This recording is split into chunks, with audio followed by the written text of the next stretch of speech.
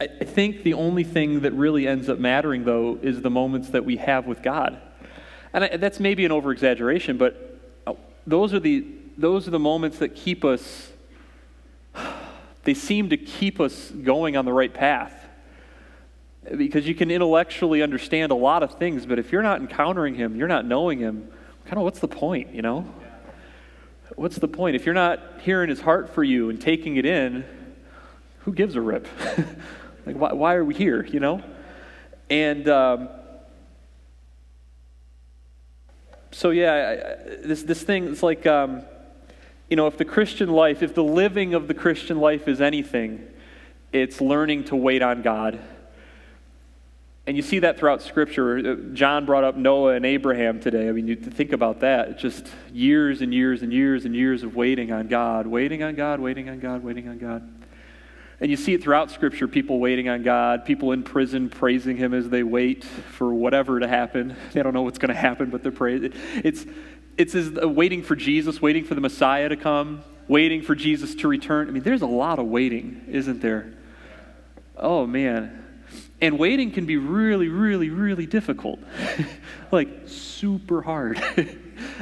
And I was praying, I don't know, guys. I don't really, to be honest with you, know where I'm going today, because I had a message, but I was like, well, we'll see. We'll see if we go there. But waiting. I think that's when we start groaning, is when we're waiting. I really do. It's when it's just like, oh, God, when's it coming? I remember my wife when she was pregnant, and even giving birth, there was she did like a natural childbirth or whatever, so she didn't do the drugs or anything. And so there was a lot of groaning happening when the baby was coming. It was, it's just like when, the baby's coming, but when is the baby coming? You know that you're in labor, but you could be in labor for 4 hours or 48 hours. You don't know. When is the baby coming? I don't know. Shu gave this word. I've been stuck on this probably because it was weird, but 2 months ago, he gave this, I think it's a prophetic word. I want to see the baby. Did I say it right, Shu? I think I did. I want to see the baby. And he said it in a creepy voice. Just like God would. And I want to see the baby. Funny, a couple weeks before he even gave that word, it's funny how sometimes God's doing stuff and we're just unaware.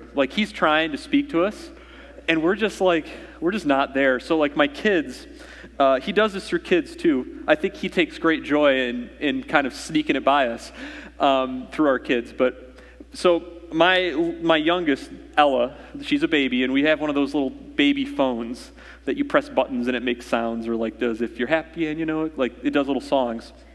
And so the two older boys, Gideon and Teddy, found this, and we could hear them, pressing the buttons. We're fine with that, it's cool. They're pressing buttons, they're in the other room. And then all of a sudden, I just hear them burst out laughing, just screaming laughing, to the point where I'm like, are they hurt or are they having fun? I can't tell. And just, just losing it. And then I hear them, they're hitting this one song on repeat over and over and over and over and over again. Just losing it. And so I kind of peek in there and I just hear Teddy. If you guys know Teddy, he's very loud when he wants to be. He goes, it's the Pile of Babies song, Pile of Babies. What does that mean? Where did that idea even come from? A pile of babies. And Gideon's going, yeah, it's the Pile of Babies song. And they're just hitting it over and over and go, do, do, do, do, do, do, do, do, do, do, do. And they're over and over again. And so I was asking them, I said, okay, guys, I'm really confused where this idea of a pile of babies came from. A little concerned maybe. So I'm just hey, what is this pile of babies thing? And Gideon goes, oh, Dad, there's a pile of babies all around our house, and the babies are crashing through the windows. Ah! They're laughing about it. And so, okay. I just came to this realization that I am making a complete fool of myself this morning in multiple ways. You ever have that? You're like, oh man, okay. But so I didn't think anything of that. And then Shu gave this word about, I want to see the baby. And I don't even know what this is talking about. Can I be real? Like, I don't know. Like, what does this prophecy even mean? Can someone tell me concisely? Because I really don't fully know. But I think God was working through my kids a couple weeks before he gave the word to kind of give me a picture of what this kind of is. It's not just like one baby for one person. It's not just one blessing from God for one individual.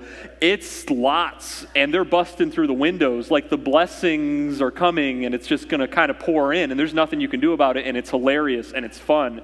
And so anyway, that's my pile of baby story. It has nothing to do with anything I have written down. Oh, man. Yeah, so I've been thinking about McDonald's a lot.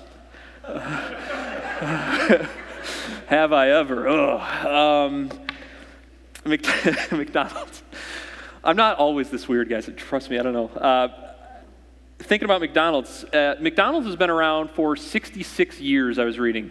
66 years, which seems kind of like a relatively short time, though, in my mind, because for as long as I've been around on this planet, McDonald's has been everywhere. It's on every corner. I, grew up in the 90s, so I was there when they were giving out Beanie Babies and Pokemon cards and their Happy Meals, so it's just ubiquitous. You go on a family trip someplace, there's a McDonald's basically at every exit you get off. So it's like, to me, it's the foundation of American society. You will find McDonald's. And to kind of learn that McDonald's, the first franchise was only started like 66 years ago, which means it wasn't like everywhere in the country at that point. That was like the first franchise, was kind of like, whoa, like this is not an eternal food option. It hasn't always been around. Who here has been here when McDonald's was not? Is anybody? I see some hands. Okay. So you remember a day when McDonald's did not exist, which is wild. Because to me, it doesn't seem like that's possible. In truth, it doesn't take that long for something to become the norm, for something to become almost foundational in part of our life or society. I mean, 66 years is not that long of a time, but I can't picture a world without it. It's crazy. The pandemic has been that way in some ways. I work from my basement now. I used to work in office 5 days a week, but my job now is done in my basement. And I've been doing that for 2 years. And now they're talking about like maybe us coming back to the office. And I'm like, wait, what? Back to an office? What is office? So I've been in my basement, and that's become normal. And it's only taken a couple years. And now shifting from that feels strange. I remember, I've talked about this a couple times, but maybe like 10, 12, somewhere in those years ago, I was really in a rough space. Interestingly, walking fully with God in probably almost every aspect of my life that I can think of. And I was in a really rough space. There was this period of time over years where anxiety in my life was ramping, and I couldn't control it, and I didn't know how to stop it, and I didn't know where it was coming from, and it was a real problem. And it started ramping over a period of a year or two until I had a pretty incredible is the wrong word, it's a poor choice of words, an incredible panic attack. Because like, my arm went numb. I thought I was having a heart attack, which when you're having a panic attack doesn't really help things, doesn't really help you settle down. And so I'm sitting there with like a numb arm going, dear God, I'm going to die. So we went to the emergency room, and my mom took me because I couldn't drive. And they were like, this isn't a heart attack. You're having what's called a panic attack. And I'm like, no. Like my arm's numb. They're like, yeah, we know. It's because you're hyperventilating. And so it's like, that's something that happens. Okay. So that was an issue. And then it happened again, maybe a month later. And I was living in this state of almost constant anxiety. It was from the time I woke up to the time I tried to go to sleep, unsuccessfully, usually. I was getting probably 3-4 hours a night, and I'd sleep for 3 or 4 hours, and I'd wake up with this adrenaline just pumping, boom, boom, boom, boom. And so it was rough. It was real rough. And I remember coming home from that second emergency room trip, my mom driving me back.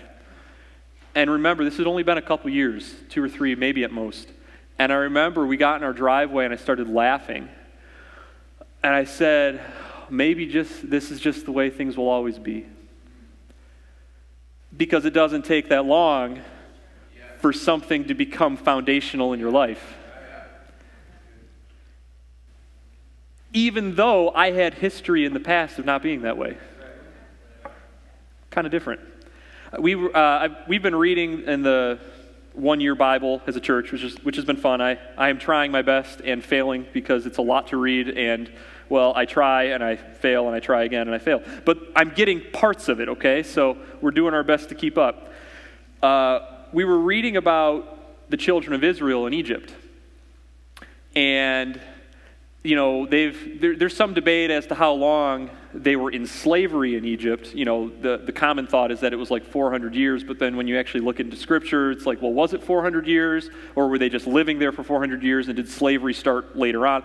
So somewhere they're thinking, it's a wide range, between 80-ish and 400 years. So longer than McDonald's has been around, they were in slavery. And most of the people living in Israel, if not all of them, not in Israel, living in Egypt who were Israelites, most of them were born into it. So they don't have any living memory of anything other than slavery. That's all they knew. And so let's pull up, so the message title today is called The Finish Line, because they're coming up on the finish line, but they don't necessarily know it yet. And sometimes that's the way the finish line is. I ran a half marathon a few years back, and man, I was looking for those mile markers every mile because my legs were burning, But sometimes you get to a point in a process and you're just going, when's the end coming? When am I getting out? Because it feels like I've been here forever. It feels like this is the way things will always be. Do I have any hope that this will change? They're in that. And so Exodus 2:23 through 25. During those many days, the king of Egypt died, and the people of Israel groaned because of their slavery and cried out for help. Their cry for rescue from slavery came to God, and God heard their groaning. God remembered his covenant with Abraham, with Isaac, and with Jacob. God saw the people of Israel, and God knew. God heard, God saw, God knew. God heard, God saw, God knew. Take that thing in your heart. I feel like I don't have to say it twice, but you know what I'm talking about if you've got a thing. If you've got a thing, if that groaning kind of connected with you earlier, I didn't plan on doing that, to be honest. That was strange, but if that connected with you, it's probably because you got a thing. You know what it is to groan out to God. And I want you to kind of, even in yourself, just say this over it. God hears, God sees, God knows. Just because you haven't seen deliverance yet does not mean God's ignoring you, or that he's far away, or that he's not speaking, or that he's not a part of your life. Why do we wait, then, is the question. Why does it take so long? Why do we wait? I'm going to call it a theory. I have got a theory. Well, let's maybe do this first. So I've got here a tape measure. I need someone to volunteer, and don't be afraid. You're not going to do anything weird like, shove marshmallows in your mouth or anything like that, okay? But I've got a tape measure here, and I'm going to need somebody to help me. And all you're going to do, this is literally all you're going to do, is you're going to take the tape measure, and you're going to walk backwards with it, slowly. So as long as you can walk backwards, you can do this. Does anyone feel courageous enough? Okay, John's going to... Thank you, John. Okay, so here's what we're going to do. Now, before John does this... Thanks. John's got my back. Because no one was going to raise their hand. They're like, I'm not doing that. So this is going to be the timeline of Israel waiting on God. And the reason we're doing this is so that you can get some sort of sense of what it feels like to wait. The goal of this is for you to call out when this is going to end. When do we get to the end of the tape measure? And I want you to call it out, and it's kind of like Price is Right, where like if you wait too long and like it's done, well, too late, you lose. Okay, so whoever's closest wins, and you win I don't know, merge points. Maybe we can come up with like a merge cryptocurrency. Merge coin. A bajillion merge coin goes to whoever guesses this right. Okay, so we're going to go very slowly. Go ahead. There's a chair behind you. Don't trip.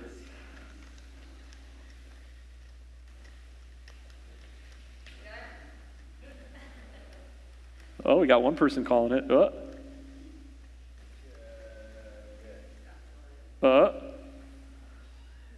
When's it going to be done? Is that it? Oh, no, that's not it. That's not it. Keep going. I just tricked you. That's all.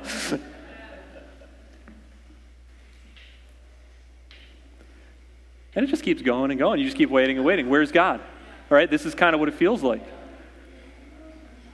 Are we going to be done anytime? Come on, tape measure. Where are we at? Oh, that's it. We got it. We got it. This thing's trying to fly off. All right. So it goes like that. And John, you can let it go.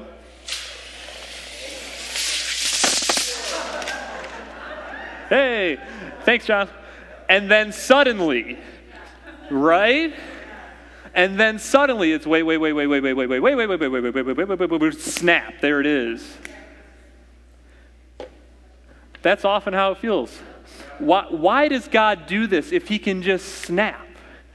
I think there's something about patience that is so integral to our relationship with him. The times where we become impatient, it's not typically because it's taking a long time. In my experience, maybe it is for you, but in my experience, it's not because it's taking a long time. It's because in the waiting, I lose trust.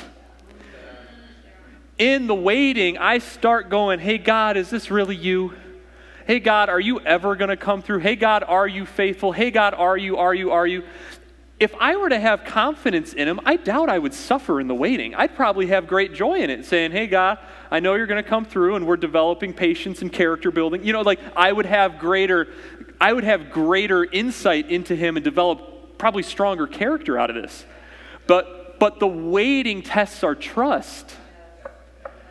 So why do we wait? Maybe because God values our relationship with him so much that he wants to go, hey, I want you to learn what trust feels like.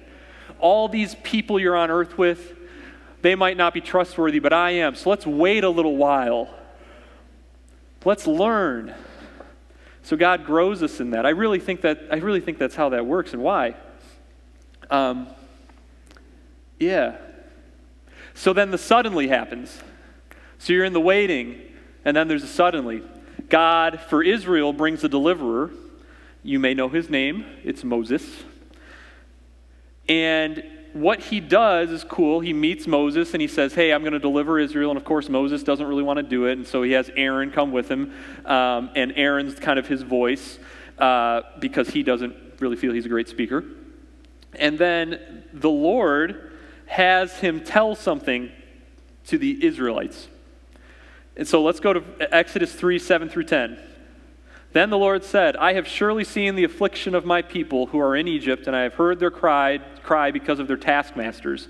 I know their sufferings, and I have come down to deliver them out of the hand of the Egyptians and to bring them up out of that land to a good and broad land, a land flowing with milk and honey, to the place of the Canaanites, the Hittites, the Amorites, the Perizzites, the Hivites, and the Jebusites. A lot of sites. Verse 9, and now, behold, the cry of the people of Israel has come to me, and I have also seen the oppression with which the Egyptians oppress them. Come, I will send you to Pharaoh, that you may bring my people, the children of Israel, out of Egypt. So now we're going to jump down here to the next chapter where Aaron actually tells this to the leaders of Israel. It says that Aaron spoke all the words that the Lord had spoken to Moses, and did the signs in the sight of the people, and the people believed. When they had heard that the Lord had visited the people of Israel and that he had seen their affliction, they bowed their heads and worshipped. So the suddenly is here. God tells Moses, I'm going to do it. He even gave him some cool things that he could do with his staff, turning it into a serpent, and then also his hand became leprosy, and he put it back in his cloak and brought it out, and it didn't have leprosy. So he did some cool signs too. So he's showing this to the people of Israel, the leaders, and they had been waiting so long. Yes, here it comes. The prophet comes with the prophecy. You may have heard some prophecy today. People coming on stage saying that God's faithful. You may have heard some words about God knowing where you're at, that he's going to rescue you. The prophecy comes and they're ecstatic. They're ready. I love this. So some time passes. I'm going to skip some events here. And we're going to go to Exodus 6:6-8. So this is later, right? And this is God again in verse 6. He says, "Say therefore to the people of Israel," you're going to see some commonality here, "I am the Lord, and I will bring you out from under the burdens of the Egyptians, and I will deliver you from slavery to them, and I will redeem you with an outstretched arm and with great acts of judgments. I will take you to be my people, and I will be your God. And you shall know that I am the Lord your God, who has brought you out from under the burdens of the Egyptians. I will bring you into the land that I swore to Abraham, to Isaac, and to Jacob. I will give it to you for a possession. I am the Lord." Very similar to what we just read, right? Very similar. Okay, next verse. "Moses spoke thus to the people of Israel, but they did not listen to Moses because of their broken spirit and harsh slavery." The word of the Lord didn't change. He was saying the same thing. What happened in between those two sections of Scripture I just read you? At first, he goes and preaches to them and says, God's coming. And they're like, yes! And then later on, he says, God's coming. And they go, oh, I can't believe you. What happened? In between those periods of time, something happened. Moses went and told Pharaoh, let my people go. And Pharaoh said, no. And then on top of that, he said, not only are they not allowed to go, now we're going to make them do more work. Now we're going to make them make bricks without straw, which they couldn't do. And if they don't make enough bricks without straw, we're going to beat them for it, which the leaders got beaten for. And so after that moment of strong oppression that was even stronger than what they had faced before, more painful than what they'd have encountered before, the word of the Lord became secondary to their slavery. It wasn't at first, but when they finally maybe realized, how is this going to happen?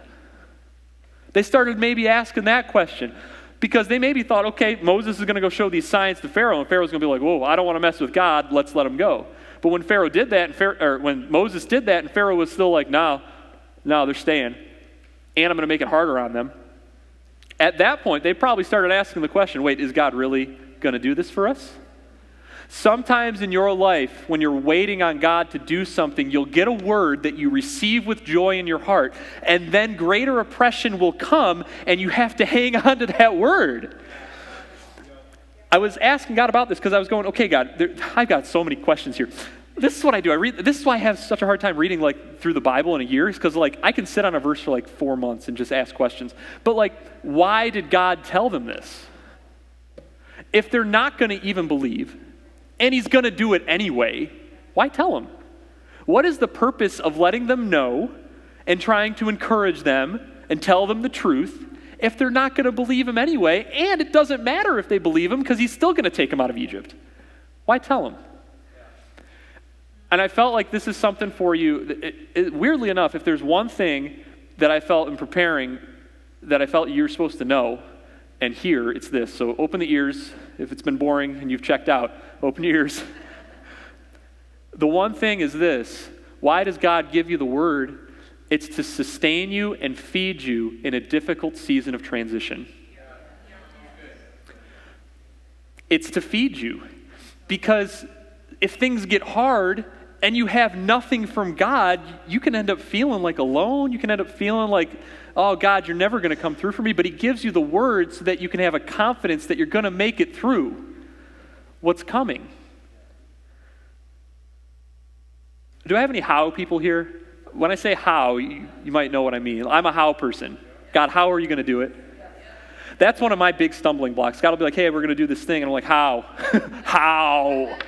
My big wall of how, How are you going to do that, God? There's no way that's possible. Oh, man. I've seen you move the mountains. How? How are you going to do it? I just like, this situation is so cool too, because there's probably people who at this point are like, okay, you told Pharaoh he didn't let us go, so what's the how? Great acts of judgment, God, what are you going to do? Is there going to be an army that's going to come from like another country? Are you going to send a flood? They're probably thinking back to stuff that they've maybe heard about from their ancestors that God's done. And I just like picture God in heaven. He's just like God on his throne. And the angels are like, okay, God, how are you going to do this? How are you going to set him free? And God's like, okay, guys, picture this. Frogs. Millions and millions of frogs. Pharaoh's wife is going to get in bed one night and bam, 15 frogs all over her legs. Freak her out. She'll be so spooked. The Egyptians will be so grossed out. But that like happened.